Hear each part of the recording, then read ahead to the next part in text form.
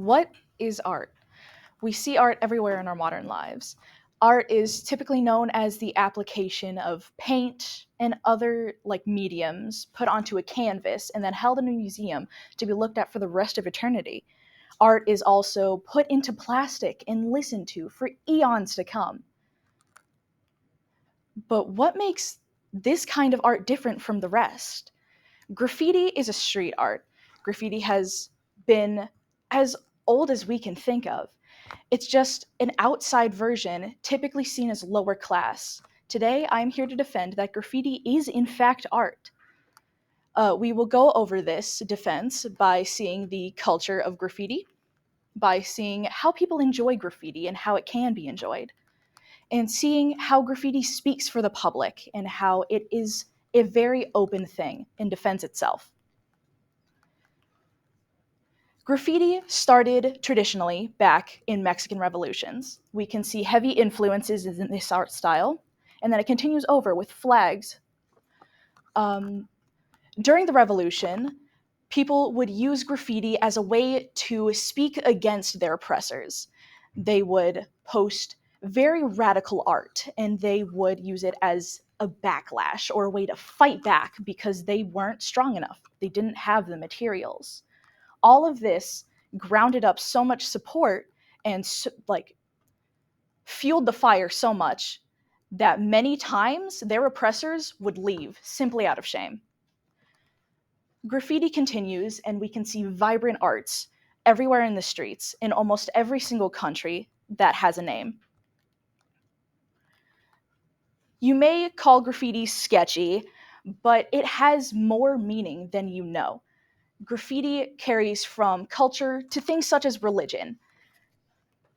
Graffiti is a way to connect several communities for us to coexist all as one.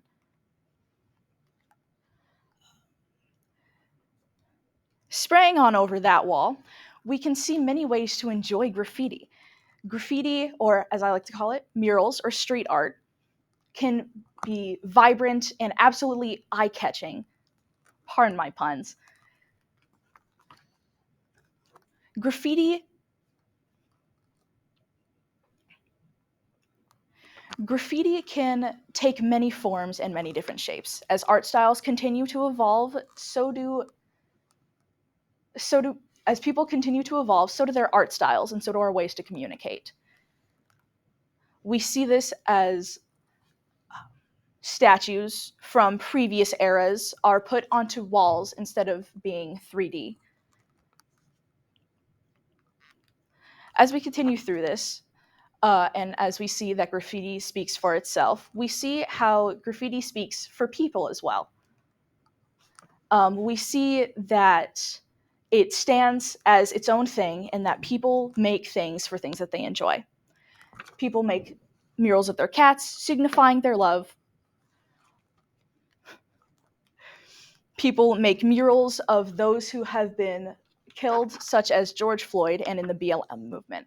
There were a lot of street arts. There was also a lot of vandalisms of what we would call modern arts, or arts put into murals or put into museums. Murals were used to communicate and take the bigger picture and put it into a more resignated zone. They would attempt to, in as little words as possible, put forth their ideas in order to make a stand for themselves and to make a stand for what they believed in. We see as we look at those who have died and as we look to see those who will live in the future. We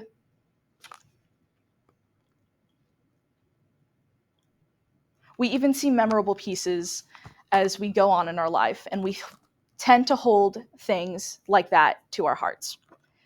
Now, why is graffiti so radicalized and why is it illegal? Primarily, the removal of graffiti. Graffiti has many chemicals, typically in spray paint, that are released as you spray onto the wall. However, the removal process is the most damaging part.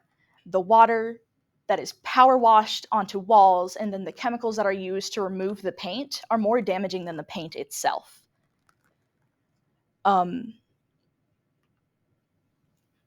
I implore you to think about this. What makes graffiti different than regular art that we would put into a museum? We see murals in museums themselves, and we see them as normal art pieces. Why are they different? Because they aren't on a brick wall that isn't plastered to be smooth? Because they aren't typically what we think they're supposed to be? As I finalize this speech and I leave you to your own devices, I implore you to look into several different art styles to see what you are into. We can look at more Renaissance styles, we can see modern pieces, or we can see simple streaks of just flat color. It is always a good thing to look at your options and to see just what you resonate with. Don't judge a book by its cover, or don't judge a wall by its paint.